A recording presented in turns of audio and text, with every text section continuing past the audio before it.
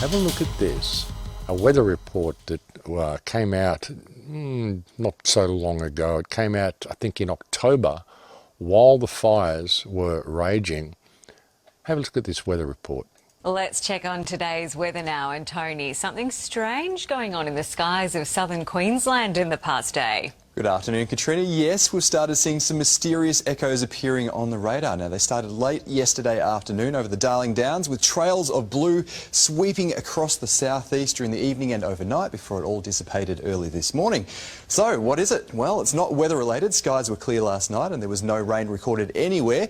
Now, one theory is that it's a thing called chaff, small metal or plastic fibres released into the air to help shield military aircraft from radar detection during exercises. No one has confirmed that, but these streams here are consistent with something being released in the upper atmosphere over the downs, then being swept across the southeast by strong winds.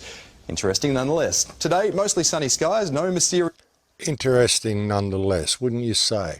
So are we to be expected to believe that the Australian military were conducting exercises over a fire zone and just happened to be dropping chaff to shield them from enemy radar over a fire zone in Australia? Why would they be doing that, folks? What were they really dropping? What was the chaff for? Were they fueling the fires? You know, is that what they've been doing with the chemtrails all along? And I would suggest that they have.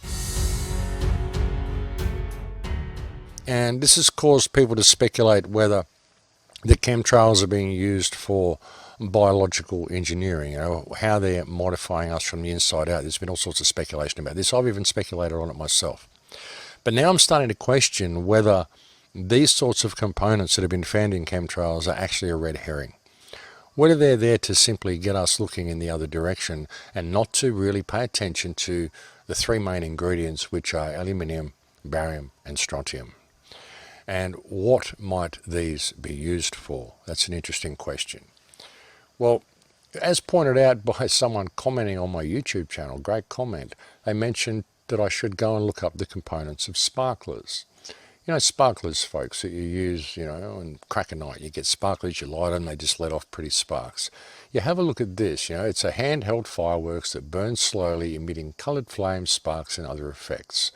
Have a look at the components of sparklers, folks. Interesting components. What do we have here? We have something that is mandatory to make the sparks is aluminium, iron, titanium ore. These, you can use any one of these. Aluminium is one of them. And down here we have barium nitrate oxidizer, mandatory in order for it to flame up. Yeah, you need the oxidizer to flame the aluminium. Barium nitrate, strontium nitrate.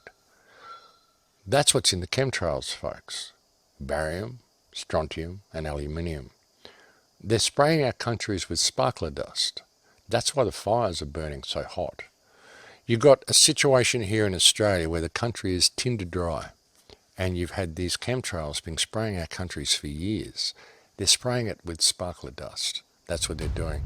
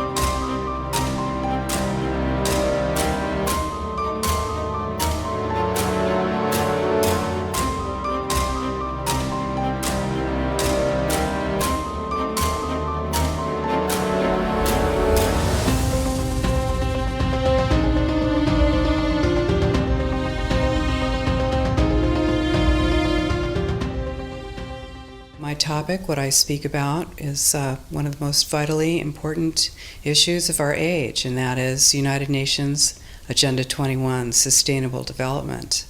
And as I'll be talking about tomorrow, it is the inventory and control plan. Inventory and control of all land, all water, all minerals, all plants, all animals, all construction, all means of production, all food, all energy, all information, and all human beings in the world. And this is a plan that was agreed to by 179 nations back in 1992. It's a United Nations plan. It's called the Agenda for the 21st Century. And so many of us around the world think that, sustainable development, it just sounds so great. Isn't it about recycling and creative reuse and creating energy and food resources for everyone? And the answer is no, it really is not. It's about moving populations into city centers, concentrated city centers, and clearing them out of the rural areas. Well, every nation that signed on to Agenda 21 has its local Agenda 21 plan. People in the United States are completely unaware of this. If I go out and talk about this, the United States press attacks me and calls me a conspiracy theorist, which is totally ridiculous. It is a conspiracy, but it's not a theory. It's a fact.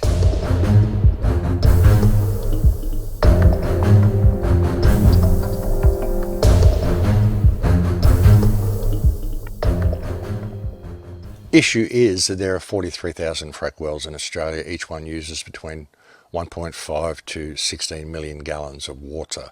That's the issue that we're facing here. I mean, I showed you the floodplain harvesting that's going on, the water farming that's going on. This is copy farms. A lot of this water farming that you're seeing here is used for cotton farming and things like that. The fact that you would even grow cotton in Australia is completely ridiculous. I mean, this is a country where water is very scarce and cotton takes an enormous amount of water to grow. So why would anyone even be doing cotton farming in Australia? It's an interesting question. Okay, if you haven't looked at Africa, this is Victoria Falls at the moment. If anyone's ever been to Victoria Falls, check it out. That's what they're doing in Africa. That's what's happened to Victoria Falls. It's pretty shocking, folks. It's down to a trickle. The once great Victoria Falls. And again, the same thing is happening in Africa. It's being done because of flood-based farming. I also showed you the private dams that are being built. As I've studied various videos on the Australian situation, then what both firefighters and farmers have pointed out is that their government has, through totally illogical legislation, both mismanaged their forests and blocked access to many of them, resulting in a huge build-up of flammable materials both in the forest base and up in the canopy, all to ensure maximum flammability. Now, if this wasn't disastrous enough, now add the deliberate blocking and drying out of rivers and streams and the theft of groundwater, which is sold for multi-millions. But wait, it gets worse. To be 100% sure that their planned fires will turn into an absolute hell on earth, they've also purposely decided to spray these forests with strontium, barium, aluminium, or sparklers dust. And this crap is happening in every country globally 24/7. Now, if you're 40 plus years of age or older and you can't remember the true blue skies that you once looked at compared to these hazy white mixed with light blue color skies that we look at today, then you're, in my opinion, as good as blind. The annual spraying of 200 plus million tons of chemicals and metals on all land globally and its beings is the planet's largest conspiracy ever launched against humanity. And by using their fully controlled lamestream media, they control the narrative in social media, they mess with school and university curriculums and much more. And they manage to keep the masses indoctrinated to prolong their ongoing sky terrorism attacks. I like the saying, the eyes are useless if the mind is blind. How often do you spray chemtrails? Louder. Not that often, right? Well, not that often, no. Depends on the government. Yeah. Depends on the government. Yeah.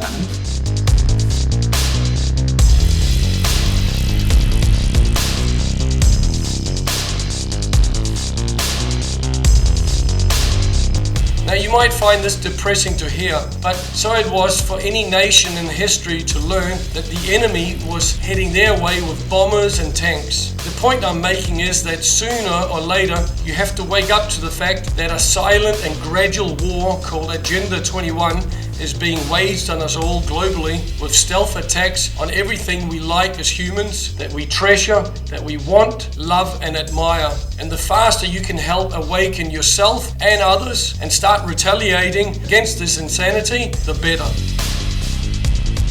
Now, burning down large areas of land and pushing people into smart cities is part of UN's Agenda 21 plan to manage inventory, as Rosa Koire, she pointed out earlier in this video, which of course is nothing but a barbaric land grab causing destruction of people's lives, businesses, property rights and their livelihoods, not to forget the animals, insects and plant life and much more.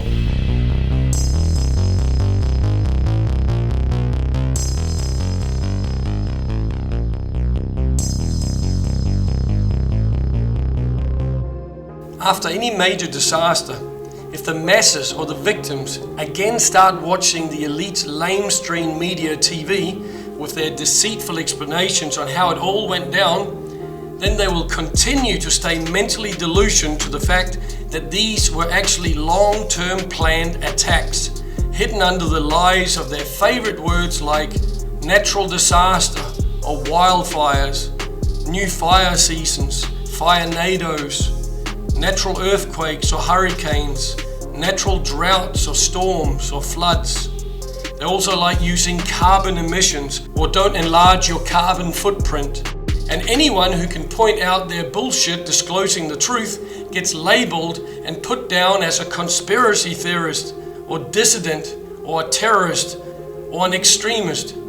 Yet, who's the true criminals in reality? And does this nasty elite ever get punished?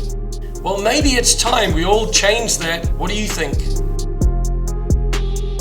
The evil elite has a 3-step simple war formula to achieve their goals.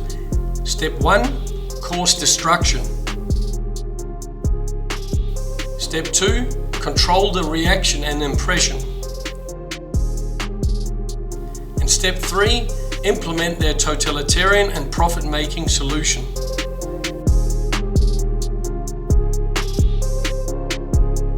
As an example, in the American Constitution, which secretly went out the window in 1933 when the US went bankrupt, it says that the people have the right to arm themselves through a militia to be even better armed than their own government in case their government ever goes rogue.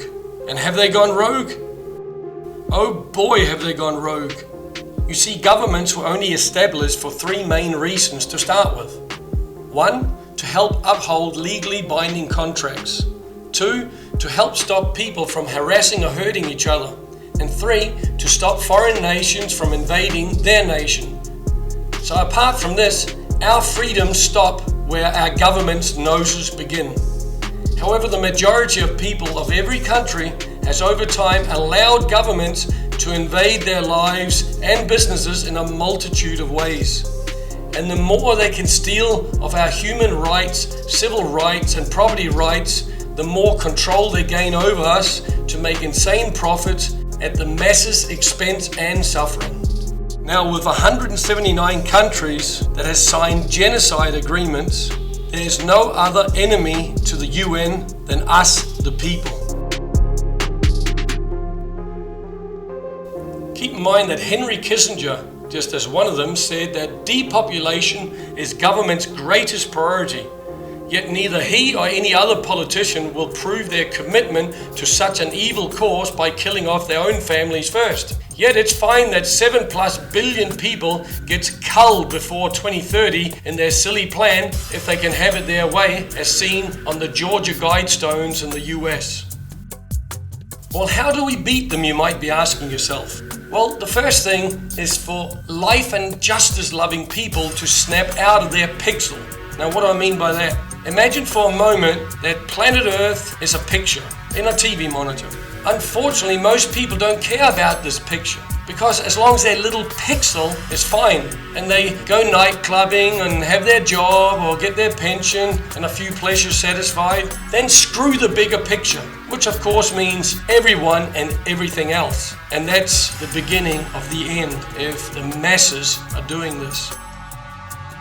A proverb by Albert Einstein goes like this: "The world will not be destroyed by those who do evil, but by those who watch them without doing anything."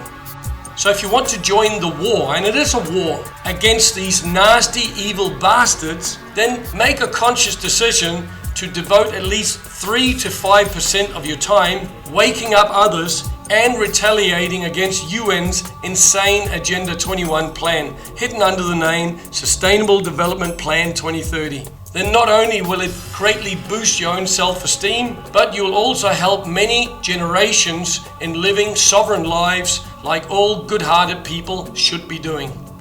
I'd also like to encourage you to check out other topic-related videos in my playlist called Wake Up and Retaliate, and also check out the channels of Rosa Koire and Max Igan, which you saw earlier in the video. And on that note, feel free to subscribe, tick like, make a comment below, and fight hard. Take care. See you later.